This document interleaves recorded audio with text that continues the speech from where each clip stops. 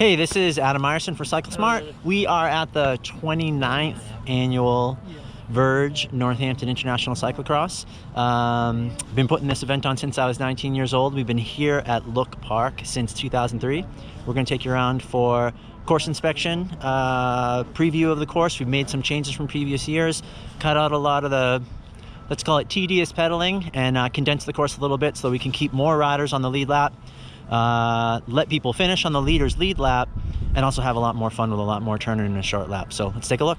All right, so the start grid is the same for both days, but we feed into the course differently each day because the course for day 2 is essentially day 1's course backwards.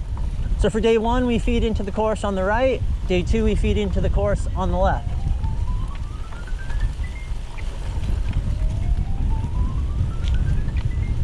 This is the pit on the right hand side, double pit, about halfway through the course. It is important at the start that you do not inadvertently end up in the pit. It has happened. The first turn is 2 90-degree turns close together. It's not exactly a U-turn. It's a little bit off camber. You go off the lip, back up. That actually will serve as your final corner during the race. And then you cross through the start finish line, or I guess just the finish line in this case.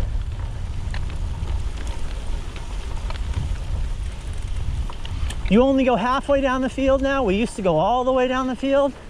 90-degree turn. And then again, instead of going all the way back to the other end of the field, we just turn right and make a beeline to one of the baseball fields. The baseball fields have turned into a feature. They get soft, they get rutted.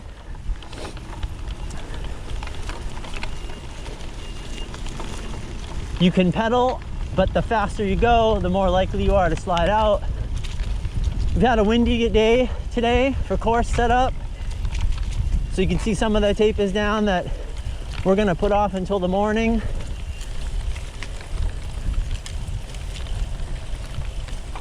Ball field 1 is a C-shaped field. Here we're gonna do a Z shape in field 2.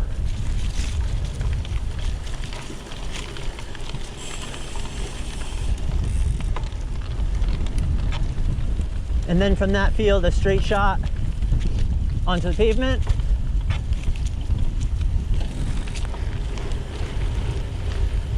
And we have the longest stretch of pavement here. Start finish line was here many years ago. But this leads to the back side of the course and the first entrance into the woods and the iconic Northampton runup. A little bit of water and mud here in that turn.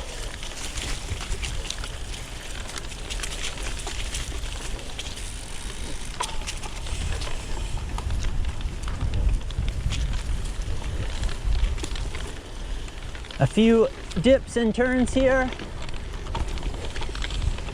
and then into the first run-up.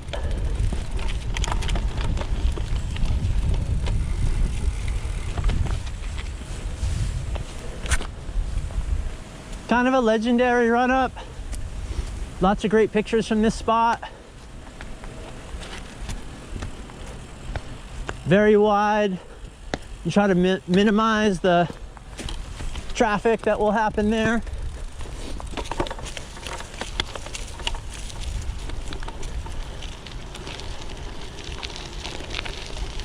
Here we'll be entering another familiar section of the track that's seen some changes. Usually we do an S-turn here. This year we're just gonna do a 90-degree and then another 90-degree and out instead of the back and forth. Do the gravel around the gazebo.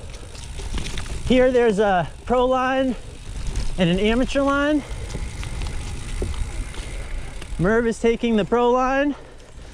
I'm gonna take the amateur line.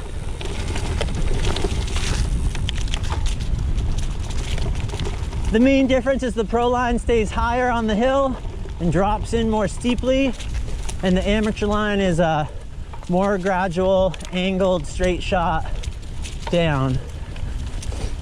That leads you to the sand. It's pretty packed sand. It gets chewed up during the race, but right now it's very rideable. The more it gets ridden, the more it gets chewed up. I would say that it's not beach sand. It's got a lot of dirt in it. It packs down pretty hard.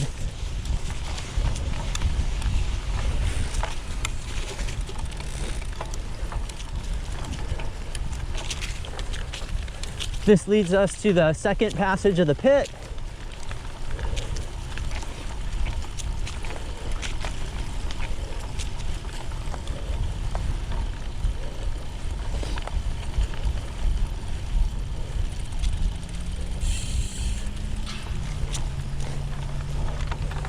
Here we have coming up our first passage of the mini train tracks.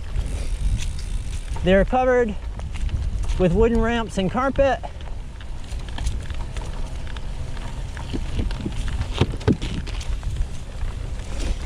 Here's another section that we cut out from recent years, so another out and back that's missing, so you go straight to this great U-turn around the tree. One of my favorite turns on the course.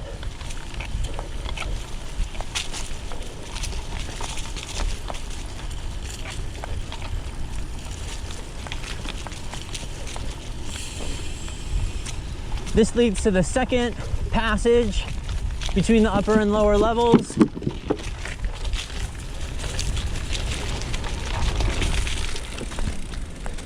Almost rideable. It's definitely possible to do. Most of us will be dismounting at some point on the way up the hill and then running the last few steps. We don't call them Belgian stairs because you'll never see stairs like that in Belgium. That's an American thing. You could call them American stairs. We're just gonna call them stairs. Off camber, very tricky, slippery turn. Changes during the race, for sure, the more people ride it. Leading to another out and back section that we removed for this year. So instead of down and back on the path, we go straight back into the woods. Leading to one of the more fun, more technical parts of the course.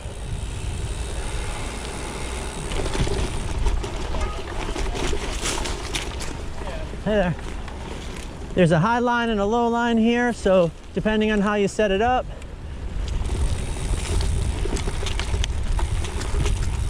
Here we crossed the road rather than turning onto it, so then you can merge back onto it. It's a much safer way to do it. Some mud and roots here in the packed pine and dirt.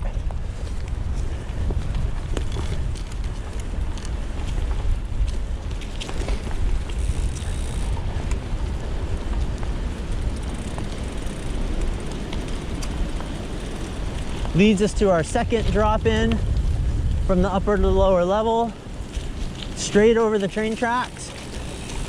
It's good to be cautious here.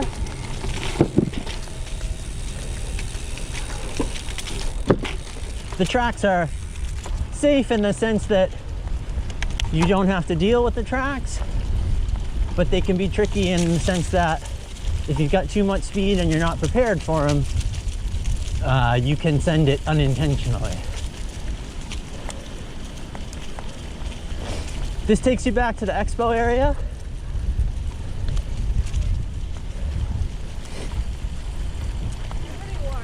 We do a passage through the Expo, which leads to the barriers. The set of barriers are only 30 meters high. They're very bunny hoppable, as Merv will demonstrate.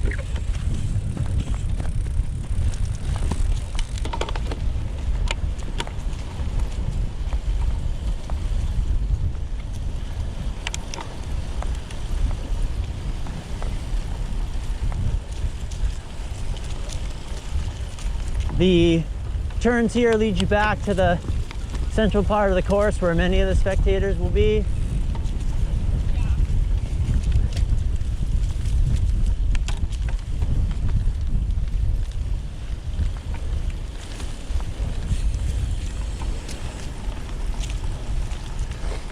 This will take you to the last ball field. This one is L-shaped. So there's a C-shaped field, a Z-shaped field, and then finally an L-shaped field. The field has grass on it right now, but all that will get shredded a bit and turned to soft dirt, slippery dirt. We're gonna pass a clinic that's happening right now. How these turns are different. And then we're back onto the course where the start had joined it. Back for the pit. And then now this is gonna lead us to where it was our first corner at the start. In the finish, it's gonna be your last corner. There's always a race to be first to this turn. It's a short sprint this year, a tricky turn, and so you wanna it's just enough time to come around one person if you can, or to hold somebody off if you're a good sprinter. And there you go. Tailwind sprint right now. We'll see what happens tomorrow. Thanks, Merv.